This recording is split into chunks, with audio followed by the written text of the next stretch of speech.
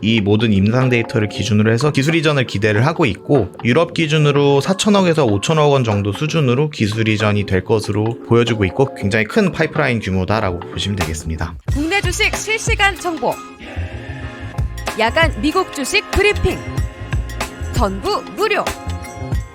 영상 아래 링크 클릭하고 그로스 리서치 텔레그램으로 들어오세요. 안녕하세요. 그로스 리서치 김주영 연구원입니다. 저희가 이번 주에 가져온 탐방 보고서는 이제 티움바이오와 관련된 NDR을 진행을 해서 그와 관련하여 탐방 보고서로 작성을 했습니다. 이번 티움바이오에서 좀 주목할 만한 부분이 이제 아스코 2025가 이번 주 금요일부터 개최가 되는데, 그때 티움바이오가 아스코 2025에 참가를 할 예정입니다. 그리고 아스코 2025에서 중요한 데이터, 그러니까 면역 항암제와 관련된 중요한 데이터들을 이제 공개할 예정에 있어서 그와 관련해서 충분한 모멘텀도 가지고 있고, 올해 앞으로도 임상 결과가 긍정적으로 나왔는데 그걸 토대로 기술 이전도 어느 정도 기대가 되고 있는 모습들이 있어서 올해 티움바이오와 관련해서 좀 주목할 만한 부분들이 충분히 있다라고 이제 보시면 좋을 것 같아서 그와 관련해서 이제 저희가 보고서로 작성을 했습니다. 보고서에 대해서 설명을 드리도록 하겠습니다. 먼저 티움바이오는 이제 희귀 난치성 질환에 대한 치료제를 연구 개발하는 기업이다라고 이제 보시면 됩니다. 그래서 혁신 신약을 발굴할 수 있는 역량을 보유하고 있다라고 보시면 되겠고, 지금 매출은 거의 안 나오고 있고 모든 바이오텍들이 그렇듯이 다 적자를 내고 있는 상황입니다.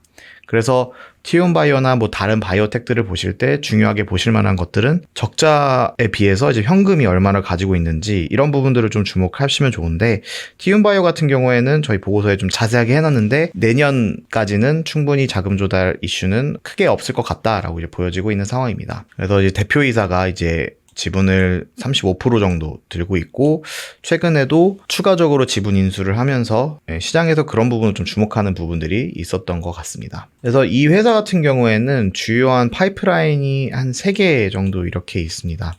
이번 보고서에서 말씀드릴 파이프라인은 이 두 파이프라인에 대해서만 말씀을 드릴 거고, TU7710이라는 이제 혈우병 관련된 파이프라인도 존재를 하고 있는데, 이 파이프라인은 아직 임상이 초기 단계에 있는 임상이기도 하면서도 혈우병 치료제 특성상 좀 빠르게 개발이 되는 것들이 있다 보니까 파이프라인에 대한 설명은 좀 다음에 기회가 있으면 좀 자세하게 설명드리도록 하겠습니다. 지금 먼저 설명드릴 파이프라인은 TU2218이라는 이 파이프라인을 먼저 설명드리도록 하겠습니다. 이번에 아스코 2025에서 중간 데이터 관련된 발표를 이제 예정이 되어 있다 보니까 이 TU2218이 이번 아스코에서 어떻게 결과가 나오는지에 따라서 주가 움직임이 좀 보일 것으로 보여집니다.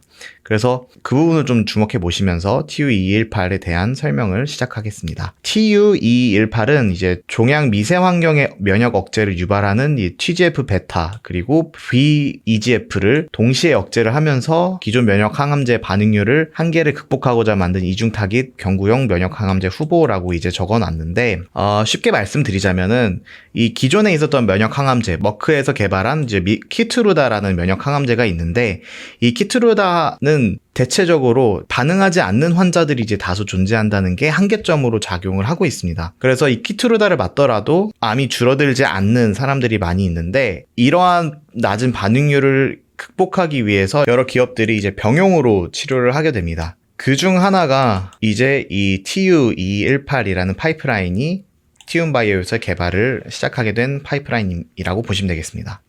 이 TU2218은 두경부암 그리고 담도암을 적응증으로 임상을 진행을 하고 있고, 두경부암하고 담도암의 경우에는 미충족 수요가 좀 높은 편입니다. 시장 규모나 이런 면에서는 좀 큰 편인데, 그에 비해서 아직도 치료제가 개발되지 않은 것이 이제 두경부암 그리고 담도암이다라고 보시면 되겠습니다. 그래서 이 적응증을 임상을 진행하고 있고, 퍼스팅 클래스로 이제 높은 가능성을 가지고 있는 게 이 파이프라인이다라고 보시면 될 것 같아요. 두경부암하고 담도암 같은 경우에는 시장 규모가 2030년까지 한 7조 원 그리고 한 6.3조 원 정도로 상용화됐을 경우에 높은 파이프라인 가치를 좀 부여받을 수 있는 것이 좀 중요한 특징이다라고 보시면 되겠습니다. 그래서 아스코 2025에서 발표될 데이터가 뭐냐라고 이제 설명을 드리자면은 TU2218의 임상 2A상 중간 결과를 이제 발표를 할 예정입니다. 임상 2상 환자 중에 이제 6주 이상 투약을 했고 또 1회 이상 반응 평가가 완료된 환자를 대상으로 이제 중간 결과 발표가 나올 예정이고요. 지금 현재 등록된 환자가 51명 정도 되는데 이 중에서 20명에서 30명 정도에 대한 결과가 발표될 예정입니다. 그래서 이번 아스코 2025에서 이와 관련해서 발표가 긍정적으로 나오고 고무적으로 나올 경우에 이 면역 항암제 포트폴리오를 보유한 이제 글로벌 빅파마의 기술을 이전을 하는 것을 목표로 두고서 지금 아스코 2022에 참가하고 관련된 논문 초록을 이제 발표할 예정이다라고 이제 보시면 좋을 것 같습니다. 근데 이 임상 2상 결과가 긍정적으로 나올지는 좀 대부분 사람들이 의문이 들겠는데 임상 1상 결과를 좀 보면은 임상 2상이 어떻게 나올지도 어느 정도 예측을 해볼 수는 있을 것 같습니다. 그래서 임상 1상에 대한 내용들을 좀 설명을 드리자면은 임상 1상에서는 고형암 대상으로 임상 1상이 진행이 됐고요. 이 키트루다와 이제 병용 투여를 해서 ORR 30% 그리고 DCR 80%라는 좀 유의미한 기록을 도출했습니다.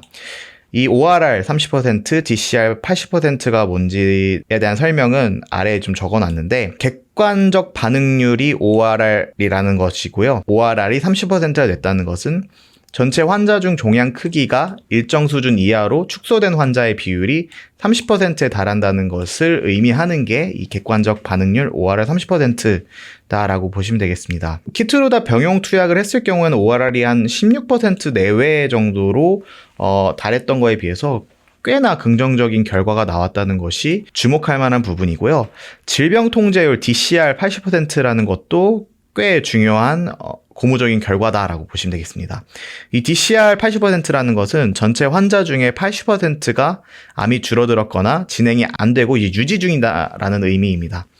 키트루다 단독 투여를 했을 때는 한 DCR이 40에서 60% 정도로 보고되고 있다고 하고요. 어떤 약물, 병용 투여를 했을 때 보통의 약물은 DCR 70% 정도가 되는 것도 엄청나게 큰 효과다라고 보여지고 있는데 DCR이 한 80% 됐다는 것은 꽤나 긍정적인 결과가 나왔다라는 부분에서 임상 1상에 대한 결과가 임상 2상에서도 이런 효과가 나타난다면은 기술 이전하는 데 있어서 충분히 좋은 가치를 받을 수 있다는 게 중요한 부분이다라고 보시면 되겠습니다. 또 바이오 같은 경우에는 이 임상의 유효성도 중요하지만 그에 따라서 부작용이 있는지 없는지 그리고 그게 그 부작용이 큰지 그리고 뭐 미미한지에 대해서 굉장히 중요한데 그 안정성 부분에서도 이상 반응 대부분이 그레이드 1에서 2 수준의 이제 경미한 부작용으로 안정성 면에서 좀 큰 문제 없다는 것이 이제 확인이 됐습니다. 그레이드 1에서 2 정도의 이제 부작용이라는 거는 그레이드 1은 이제 아주 경미한 그래서 치료를 받지 않아도 되는 수준의 부작용이고요. 그레이드 2 같은 경우에는 치료는 받되 그리고 크게 문제가 되지 않는 경미한 부작용이다라고 이제 보시면 되겠습니다. 그래서 이번 아스코 2025에서 이제 발표를 한 이후에 10월에 이제 에스모도 유명한 암 학회 중에 하나인데 에스모에서도 이제 후속 발표를 검토를 할 예정이다라고 이제 얘기를 하고 있습니다. 최근에 주가가 좀 많이 올랐던 부분들이 있었는데 이 올랐던 게 이제 5월 7일에 발표했던 메리골릭스라는 이제 파이프라인에 긍정적인 결과가 나와서 그 부분에서 주가가 임상에 성공을 했고 그에 따라서 주가가 좀 오른 부분들이 있었는데 이 부분에 대해서 좀 설명을 드리겠습니다. 이 메리골릭스라는 파이프라인은 중요한 부분이 올해 기술 이전이 좀 크게 나올 수도 있을 것으로 이제 보여지고 있어서 이 부분을 좀 주목해 보시면 좋을 것 같습니다. 먼저 이 메리골릭스라는 파이프라인 명은 이제 TU2670이라는 파이프라인이고요. GnRH 수용체에 직접 작용을 해서 성호르몬 분비를 억제를 하는 안타고니스트 라는 이제 약물이다라고 보시면 되겠습니다. 주요 적응증으로는 이제 자궁 내막증, 그리고 자궁 근종, 그리고 ART 이렇게 적응증으로 이제 개발 중에 있고 성조숙증으로도 이제 확장이 가능하다라고 이제 설명을 하고 있습니다.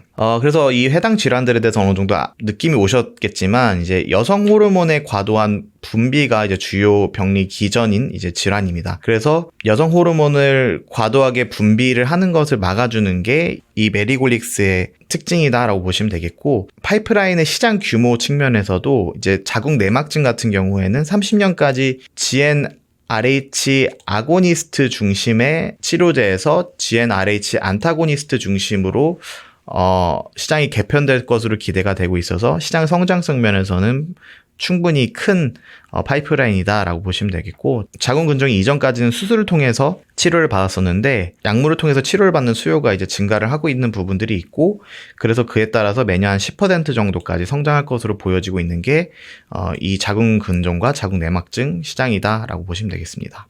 먼저 자궁내막증 치료제로 적응증을 하고 있는 임상 현황에 대해서 좀 말씀을 드리자면은, 유럽에서 지금 단독으로 진행을 하고 있고 임상 2A상까지 진행을 한 상태입니다.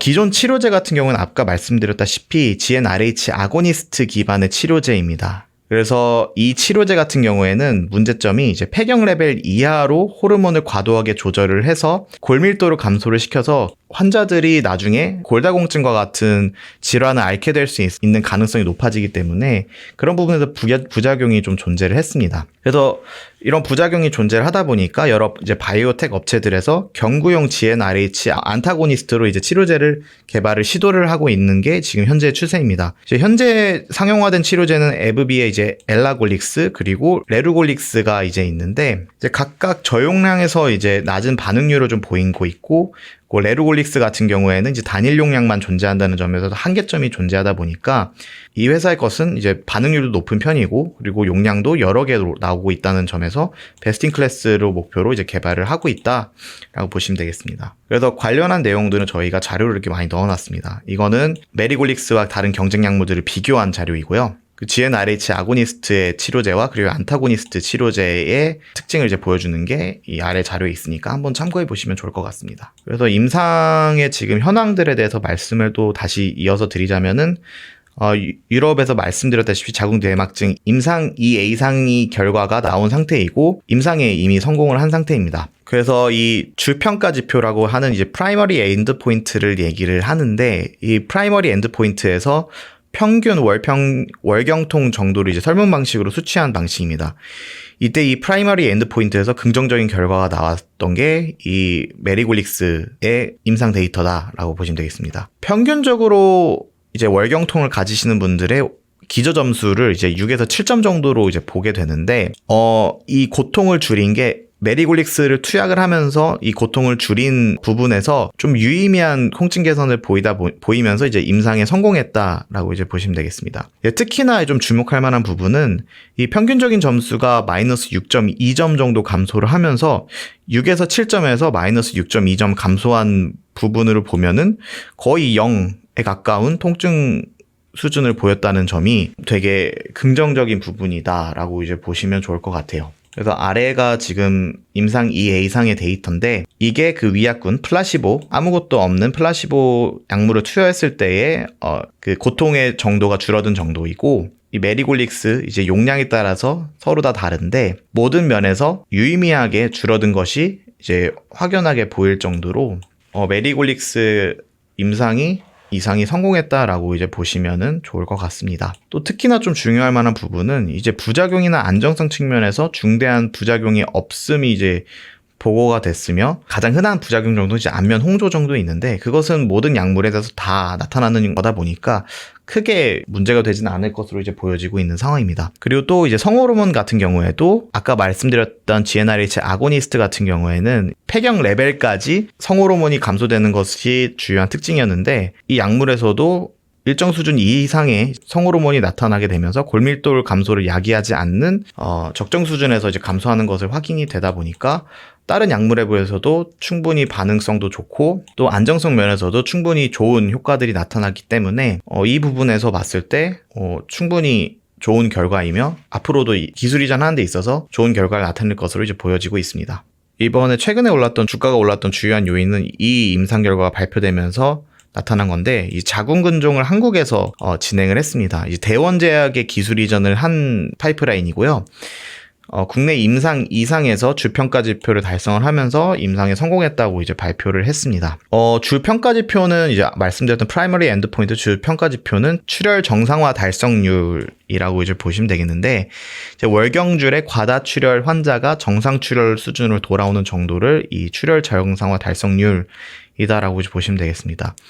그래서 위약군 대비 저용량, 중용량, 그리고 고용량 모든 용량군에서 출혈 정상화 달성률이 우수했다는 점이 이번 임상에 설공했던 가장 중요한 지표였다라고 보시면 되겠습니다. 그 아래 자료를 이제 보시게 되면은 자궁근종 임상 이상 데이터인데 플라시보 위약을 먹은 환자들 같은 경우에는 크게 큰 변화가 없었다는 것에 비해서 저용량을 투약했던 환자들의 73%가 정상 출혈로 돌아오는 중요한 결과를 발표를 했고, 중용량 그리고 고용량에서는 모든 환자들이 다 프라이머리 엔드포인트를 달성을 했다는 점에서 좀 주목할 만한 부분이다라고 보시면 되겠습니다.